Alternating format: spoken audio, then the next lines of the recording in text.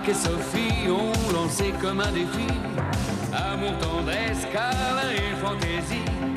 Marc et Sophie, leurs parents, leurs amis, leurs animaux et toute la compagnie. Entre un anniversaire, un album de BD, une maquette de corsaire, Marc est très occupé.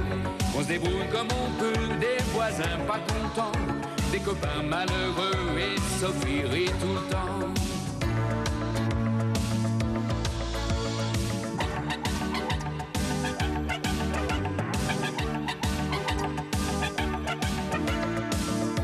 Leur vie c'est un petit peu comme la nôtre aujourd'hui, quelque chose de nous deux, soleil et jour de pluie. Marc et Sophie ont lancé comme un défi amour, tendresse, câlin et fantaisie. Marc et Sophie, leurs parents, leurs amis, leurs animaux et toute la compagnie. Marc et Sophie, Marc et Sophie, Marc et Sophie, Marc et Sophie, Marc et Sophie.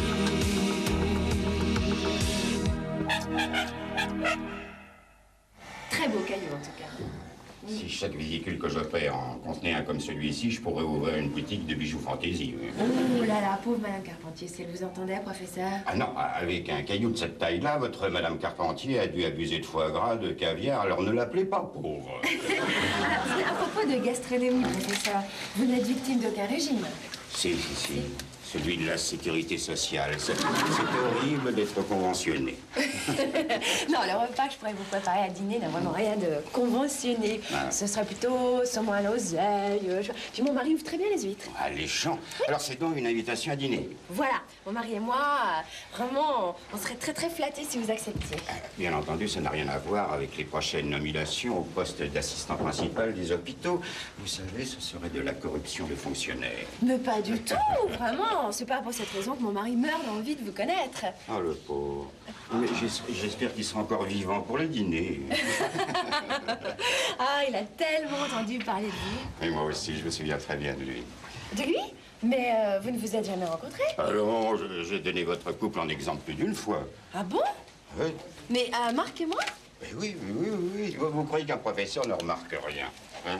Et moi, je me souviens très bien le jour où vous étiez un couple modèle, hein? Héloïse et Abélard, Roméo et Juliette. Et vous deux, Jean-Marc et Sophie. Jean-Marc? Oui.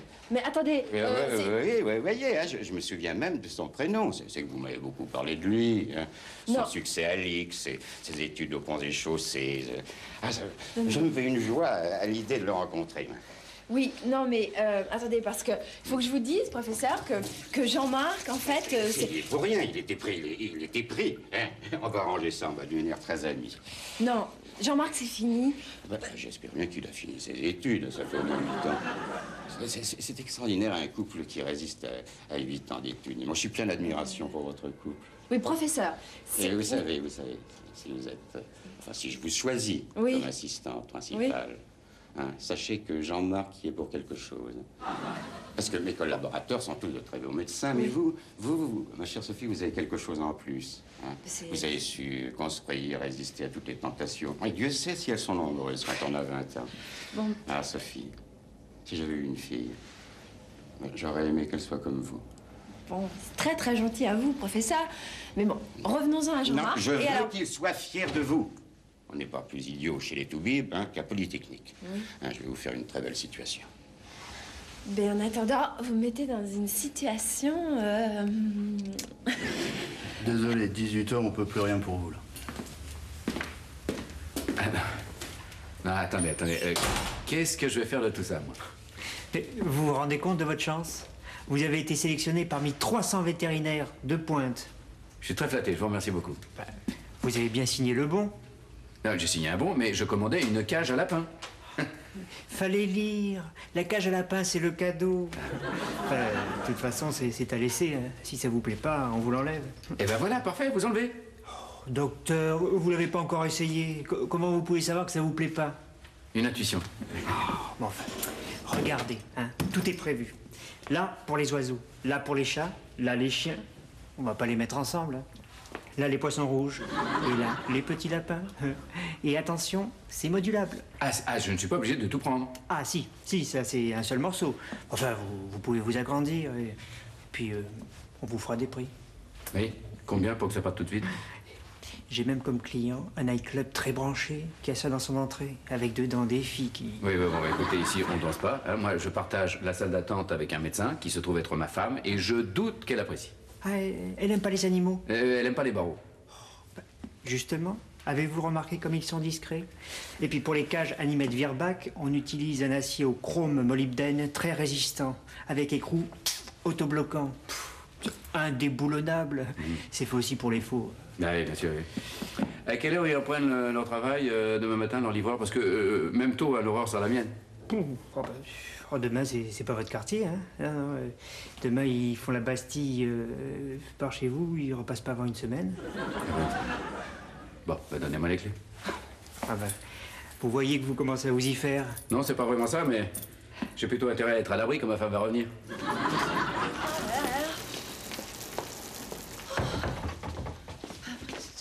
Oh là là! Quand la météo annonce variable, eh ben la pluie, c'est une constante. Oui, c'est ça. Ouh, je trouve pas ma clé. En plus, je me demande vraiment si j'ai envie de rentrer chez moi. Oh là là, mais qu'est-ce qui vous arrive, docteur? On dirait qu'ils vous ont soigné à l'hôpital aujourd'hui. Alors, vous n'avez pas eu votre poste d'assistante principale? Si, justement. Ah, si je comprends bien, ils ont mis des conditions inacceptables. Voilà, en quelque sorte. Ah ben c'est quand même malheureux. Il faut toujours que les femmes couchent avec leur patron pour avoir de l'avancement. Eh ben, vous avez qu'à lui dire à votre mandarin que vous n'êtes pas une geisha. Non, vous n'y êtes pas du tout. Vous n'y êtes pas du tout, Madame Molina. Le professeur souhaite rencontrer mon mari parce qu'il est persuadé que j'ai épousé un ingénieur des ponts et chaussées. Voilà. Mais qu'est-ce qui lui fait croire ça? Eh bien, parce que quand j'étais étudiante en médecine, j'avais un petit fleur qui était polytechnicien. Et comme pour le professeur, j'étais sa préférée, il m'adulait complètement. Il était persuadé que j'étais fidèle jusqu'au mariage et tout, quoi. Sainte chouchoute, quoi. Voilà. Et quand j'ai rencontré Marc, évidemment, j'ai pas raconté au professeur mes folles nuits et toutes mes escapades. Vous lui avez jamais parlé de Monsieur Marc? Jamais.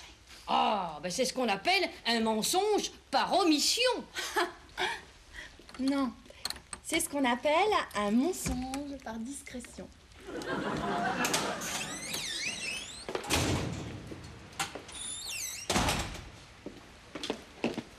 Je vais t'expliquer. Qu'est-ce que c'est, ça? C'est une erreur. C'est une erreur, c'est pas là, ça va partir, t'as rien vu, quoi. Ah, d'accord. Tu comptes installer une volière?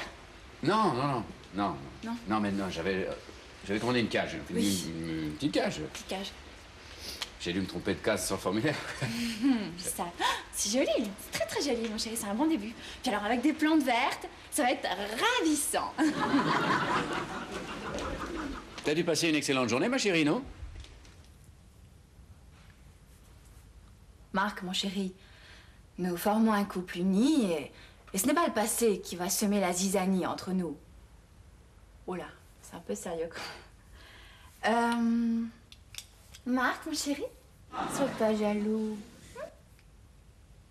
Ouais, mais là, je me trompe parce qu'il est archi jaloux. Il est pas à moitié italien pour rien. Bon, alors, Marc, tu te souviens de Jean-Marc? Tu sais, le petit rabougri, super intello, qui faisait des études pas possibles, hein? Tu me dis quelque chose, Soph? Je sais pas comment lui dire, moi. Vraiment? C'est bien, mais je t'assure que je me sens pas fatigué. Détends-toi, Marc chéri. Oui. C'est normal, après une dure journée de travail, tu dois laisser ta petite femme s'occuper de toi. Hein? Ah, vu sous cet angle, je peux rien dire. Bon, alors, qu'est-ce que je te sers? Blue Lagoon, daiquiri, batida de coco? T'as pas plutôt une petite crème de café pour me maintenir en forme? Oui, petite crème de café. Voilà, une petite crème de café. Et tu veux quoi? Une petite paille avec la crème de café? Oui. Voilà. Oh, on fait ta promotion à l'hôpital? Ah non, tu n'y es pas du tout. Tiens. Bah alors, je comprends pas, qu'est-ce qui t'est arrivé? Tu me caches quelque chose, toi, non? Mais il n'est rien arrivé du tout.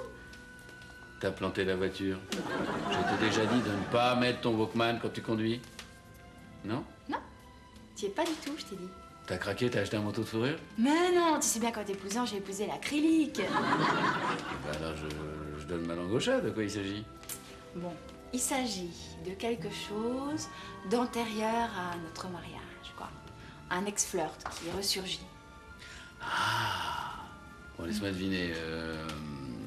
Antoine, le gynéco obsédé? Faux. Faux. Jocelyn. Jocelyn, le breton post-baba qui tombe encore de la dentelle. Non, non, non, non. C'est Jean-Marc. Jean-Marc, c'est un nouveau, ça? Non, c'est un ancien. Un très, très ancien. Au contraire. Et qu'est-ce qu'il nous veut, l'ancien? Ah, il ne veut rien de mal, le pauvre malheureux. Mais j'ai bien l'impression qu'il va ressurgir, là. Eh ben, fais pas cette tête-là, mon bébé, c'est rien. Tu l'invites à la maison, tu me le présentes et puis y a pas de malaise. Tu veux? Mais écoute... Non, j'en veux pas. Coucou. Et Soph, où tu es, là? Me dis pas que t'es encore avec ton Jean-Marc? Hein? Non, non, non, non, non, non, pas du tout. Oh, je pense au professeur Vigneron. Je l'ai invité à dîner après-demain soir et oui. vraiment, je me demande ce qu'on pourrait faire. Oui, moi aussi je me demande ce qu'on pourrait faire. Ah, forcément, c'est une corvée, mais bon, faut bien passer par là. Ouais, bah je peux me sacrifier, hein. C'est vrai? Oh, t'es un amour. Vraiment, tu me sauves la vie. C'est vrai? Grâce à toi, j'ai passé une bonne nuit. Oh, ouais. Merci, mon petit Marc. Dors bien. Oh là là. Quelle situation épouvantable. Tout ça parce que j'ai pas réussi à lui expliquer vraiment... Mais t'en fais pas. Enfin, Vigneron est intelligent. Il comprendra très bien que tu n'as pas épousé le premier homme que t'as rencontré. Mais d'accord, il comprendra. Il va être drôlement déçu. Tu vois, pour lui, j'étais l'exemple, le contre-exemple, le prodige, le petit spécimen d'une espèce en voie de disparition, voilà. Tu sais que pour soigner une bestiole comme ça, c'est un vétérinaire qu'il faut? Non, c'est pas drôle du tout. Il risque de flipper, le professeur. Puis alors, en plus, tu vois, les illusions perdues, ça fait vraiment mal. Mais écoute, on fera tout ce qu'il faut faire. On mettra les petits plats dans les grands, les ronds de jambes, on le caressera dans le sens du poil. Puis je peux même me faire passer pour ton Jean-Marc, là. Oh, non, non. Non, non, ça tu rêves, Marc. Ah bon? Moi, je croyais que c'était une preuve d'amour. Non, mais ça marchera jamais. Jamais tu peux passer pour un polytechnicien, toi. Je m'excuse, je sais encore me tenir à table. Mais ouais, mais t'es pas assez raseur. Ah, c'est toute l'impression qu'il t'a laissée, lui.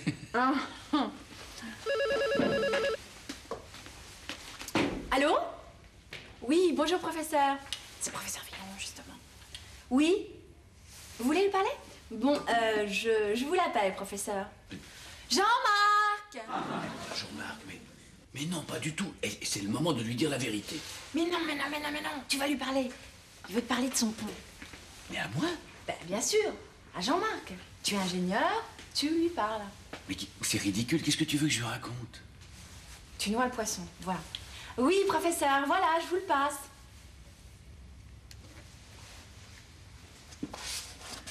Allô, oui? Oui, mes respects, professeur. Non, passez-vous. Ne me dérangez pas du tout, là. Un petit pont? Ah, ben sans problème. Enfin, oui, par téléphone, c'est pas très pratique. Le mieux, ce serait que vous m'apportiez les plans. Mais ben c'est ça, je rentrerai plutôt du bureau. Très bien. À demain, donc. Au revoir, professeur. Bravo, Marc. T'es vraiment un chef. Hein. Je sais, oui. Oui, oui, oui. Mais toi, tu nous as mis dans une sacrée embrouille, là. Ouais, pas du tout. Écoute, une fois tous les 10 ans, tu peux bien passer pour un ingénieur. Ça m'étonnerait beaucoup qu'on le revoie pas plus souvent, après. Pourquoi? Parce que le pont qui me demande de construire chez lui tiendra jamais 10 ans.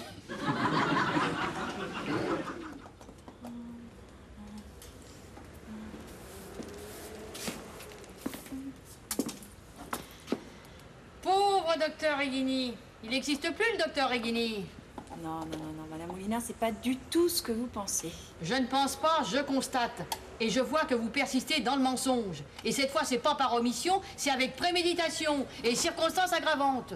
Mais non, mais si je me suis confessée à vous hier soir, c'était pour avoir l'absolution, pas pour être condamnée. Sauf que là, c'est pas « je vous salue Marie », c'est le mari « salut ». Non, non, Marc et moi, on s'est mis dans un pataquès épouvantable. Et vraiment, ce serait plus gentil à vous de nous aider. Ah, bah fallait le demander tout de suite. Vous voulez que je planque votre mari, comme pendant la guerre, sous l'escalier, derrière le tas de charbon? Non, quand même pas. Faut pas aller jusque-là. Moi, je voudrais que mon mari se transforme en ingénieur des ponts et chaussées, pas en ingénieur des mines. Ah, Oui. Ah, par contre, si vous pouviez cacher tout ce qui se présentera ce soir avec 4 pattes et 2 ailes, ce serait gentil. c'est un code? Non, ce sont les animaux. Jusqu'à demain matin, il n'y a plus de vétérinaire dans l'immeuble. Compris. Les éléphants défoncent d'entrée et je renvoie les chiens à leur mémère. Je construis des pavillons de banlieue, pas des ponts. Non, mais sois sympa. Le seul pont que j'ai jamais construit, moi, c'est un pont de singe. Et encore, c'est toi qui me montres comment il fallait faire. Bon, bah, qu'est-ce que tu veux savoir? Ben, je veux rien, juste 2-3 termes techniques. C'est pour faire bien dans un dîner. Ah, mais t'es snob, dis donc. C'est Ouais. le dernier sujet à la mode, les ponts. Ah, je t'expliquerai. Alors, c'est fait comment un pont? Alors, un pont, c'est une arche, un tablier, des jambages, une flèche, une culée, Oui. des piles. Oh, attends, parce que je note, là. Alors, arche, tablier, une culée. C'est quoi une culée? La culée, c'est l'appui sur chaque rive. Ouais. C'est quand ton dîner, là? C'est ce soir. Bah, alors, je ne vois qu'une seule solution. Faire comme les Anglais. Quand on te parle pont, tu réponds tunnel. Pas bête, ça. Très malin. Et l'Angleterre est encore une île. Et là-dessus, tu enchaînes études géologiques, carottage, sonde, protection du site, etc. Puis voilà. Ah, c'est Sophie qui va être fière de moi. Pourquoi? C'est ta coéquipière au Trivial Poursuite? Voilà, fais gaffe, hein, vous risquez de vous engueuler. Tu rigoles? Nous engueuler, nous? Un couple comme le nôtre, avec la complicité qu'on a, on nous donne un exemple. Tu viens m'aider, Marc? Mais Sophie, mais qu'est-ce que tu fais là-haut? Joséphine. Je comprends ta passion pour le bricolage. Non, je peux pas comprendre. Bon, alors vous m'aidez. À 3, c'est certainement plus vite. Ah oui, ça m'étonnerait beaucoup, ça. Ça serait avec plaisir, mais j'ai un dîner. Et nous aussi, on a un dîner. T'es pas dans la cuisine, toi? Ah, je suis désolée, je peux pas être partout à la fois. Hein. Oh, mais tu laisses tomber ce truc-là, on camouflera, on mettra un rideau. Oh, c'est sûr, c'est tellement discret, ce truc-là. En tout cas, t'as fait très fort, c'est indéboulonnable. C'est normal, c'est fait pour mettre des faux. Tu vois, hein, transforme la salle d'attente en zoo. Oh, sauf alors là, les singeries ce soir, elles sont pas toutes de mon côté. Bon, je vais pas vous déranger plus longtemps. Je reste à ta disposition, Marc, pour des leçons de complicité. Ciao. Ciao. Merci. Dis, Marc, Oui. qu'est-ce que tu lui as raconté? Rien, non, seulement il veut pas qu'on coupe les ponts entre nous, quoi. Bon alors, tu me laisses prendre la soirée en main, hein? J'oriente la conversation sur l'hôpital, la médecine et tout. Il adore ça. Après tout, c'est une soirée professionnelle, non? Bien sûr, docteur. Bon.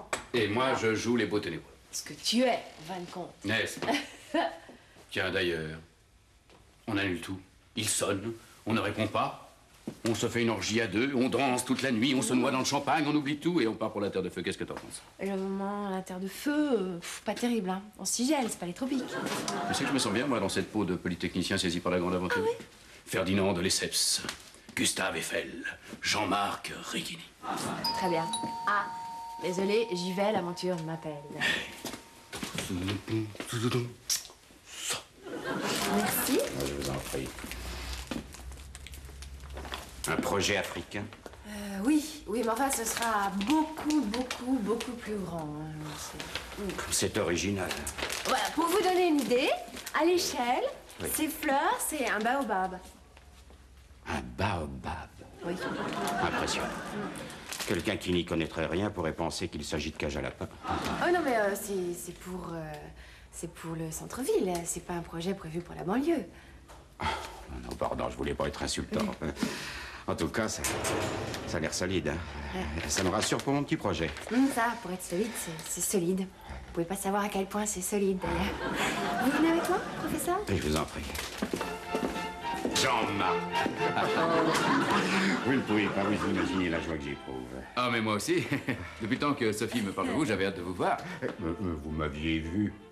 Vous vous cachiez là au fond de l'amphi pour faire des petits signes à Sophie qui vous les rendait. Oui, c'est vrai, oui. Bon, allez, on ne parle plus du passé, on ne pense qu'à l'avenir. Ouais. D'accord? Champagne? Avec plaisir. Très bien. Alors, comment s'est passée cette journée à l'hôpital? Réglons ça tout de suite. Mon choix est fait. Sophie, vous êtes nommée assistante principale. Quelle chance! Merci. Vous permettez? Ah, mais je vous en prie. Ma chérie, je suis ravi pour toi. Oui. Oh, ne vous réjouissez pas trop vite. C'est une contrainte. Si tu savais comme c'est passionnant, Jean-Marc, l'hôpital, c'est passionnant. Le bonheur la trouve. Oui. Chers amis, non, soyez gentils. Ce soir, on ne parle plus médecine ni hôpital. Hein. J'y passe ma journée, souvent les nuits. Non, mais j'ai mon billet pour les urgences. Hein. Ce soir, on se détend. Oh, Jean, racontez-moi toute cette aventure africaine. Mais si, tu sais bien, Jean-Marc, ta grande maquette, là, dans l'entrée, le truc absolument inévitable, que le professeur a pris pour des cages à lapins. Oh, méchante, mais je suis navré, moi j'y connais rien. Je trouve assez beau d'ailleurs ces structures métalliques. Ça rappelle New York, Brasilia, Bobo. Oui, enfin, ce qui a surtout passionné Jean-Marc en Afrique, c'est plus que l'architecture encore, c'est la jungle, les animaux. Ah oui, les animaux. Oui. Ah. Stop! On ne sonne pas, on n'entre pas. C'est comme dans les restaurants chics, c'est interdit aux animaux. Mais je viens voir le veto. C'est pour Punky, c'est une urgence. Mais qu'est-ce qu'il a, votre chien? Il a avalé des oursins? Je sais pas ce qu'il a, moi. Il a le poil un peu mou, il a le teint jaune. Oh, ben, m'en parlez pas, c'est comme les escargots. Avec leur pluie acide, hein, eh ben, ils fichent en l'air tout ce qu'il y a des feuilles et des épines. Vous y connaissez, vous? Ben, on est en ville ici. Le seul hérisson que je connaisse, c'est celui des ramoneurs. Un hérisson. Mais c'est pas un hérisson, c'est un porc épic. Ah bon? Et il y a une différence? Mais autant contre une carpe et un lapin. Et je suis au courant parce que moi, un lapin, j'en ai... Bon, mais écoutez, c'était du un- balai, hein. Mais- Je peux pas garder ça dans ma loge parce que je saurais pas comment faire pour le caresser.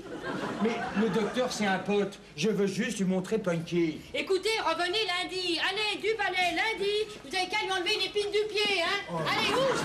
Oh, alors? Alors, avec leur cabot, alors? Jean-Marc, est-ce que vous connaissez le tamandoua? Non, il ne connaît pas, non. C'est plus petit que le tamanoir, mais ça a une tête.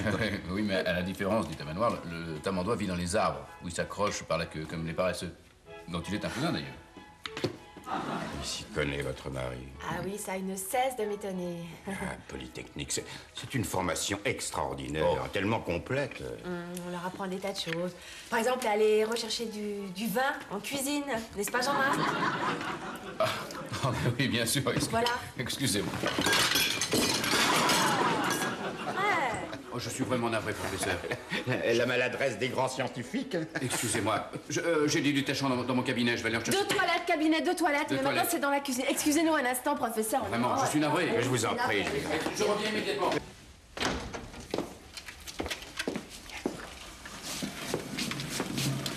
Tu arrêtes d'étaler ta science et de parler sans ces animaux. Finir par se douter de quelque chose. Oh. Qu'est-ce que tu préfères que je parle de travaux publics? Moi, je me sentirais beaucoup moins à l'aise. Oh là là, t'es très à l'aise effectivement pour renverser la table. Bravo. J'espère que t'es tout bib, hein, parce que Punky, il veut un pro, hein. Ah, écoutez, mon ami, vous tombez à pic. Il y a dans cette maison deux médecins et deux spécialistes en animaux. Gants. Mais, professeur, qu'est-ce qui se passe, là?